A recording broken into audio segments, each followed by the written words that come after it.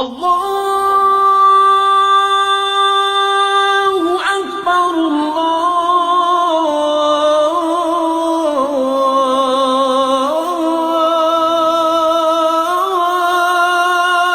اکبر۔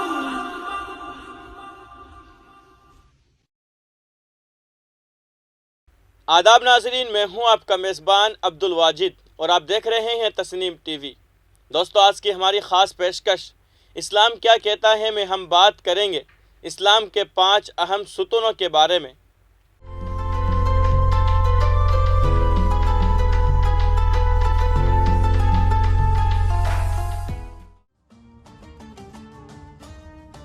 پہلا ستون ہے کلمہ پڑھنا۔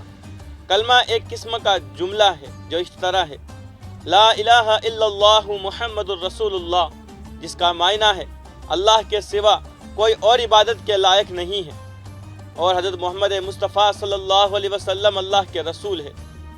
دوسرا رکن ہے نماز۔ نماز ایک قسم کی عبادت ہے۔ قرآن کے مطابق ہر مسلمان مرد اور عورت کو نماز پڑھنے کا حکم دیا گیا ہے۔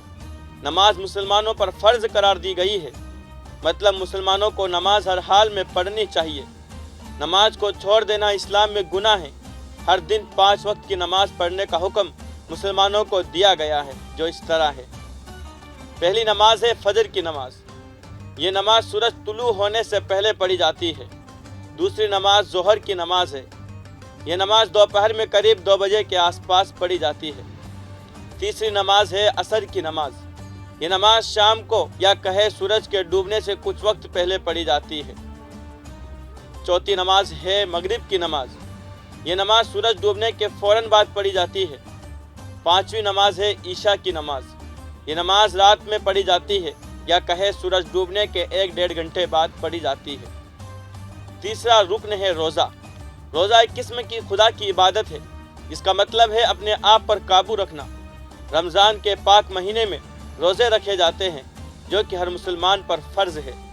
روزے کا مطلب صرف یہ نہیں ہے کہ صبح روزے کی نیت رکھ کر کچھ کھا لے اور شام کو روزہ کھول لے۔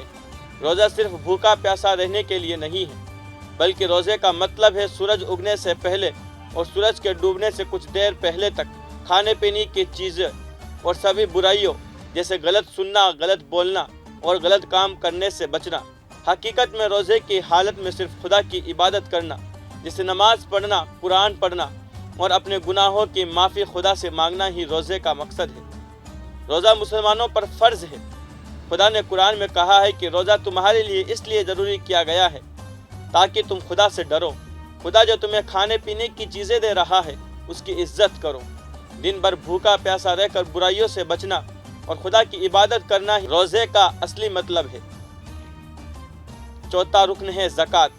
رمضان کے پاک مہینے میں اپنی سال بھر کی کمائی یا کہے اپنی سیونگ کا 2.5% حصہ غریب مسکین انسانوں کو دینا زکوٰۃ کہلاتا ہے۔ سیدھے الفاظوں میں زکوٰۃ کا مطلب غریب مجبور لوگوں کی مدد کرنا ہے۔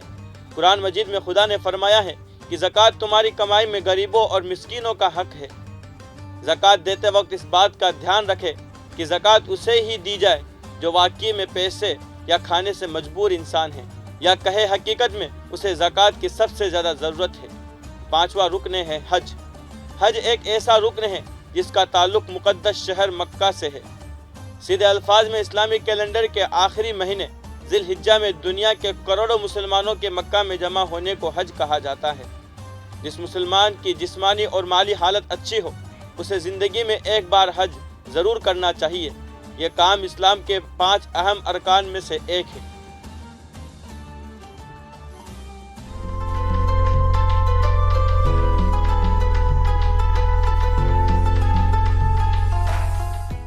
آج کی اس خاص پیشکش میں بس اتنا ہی۔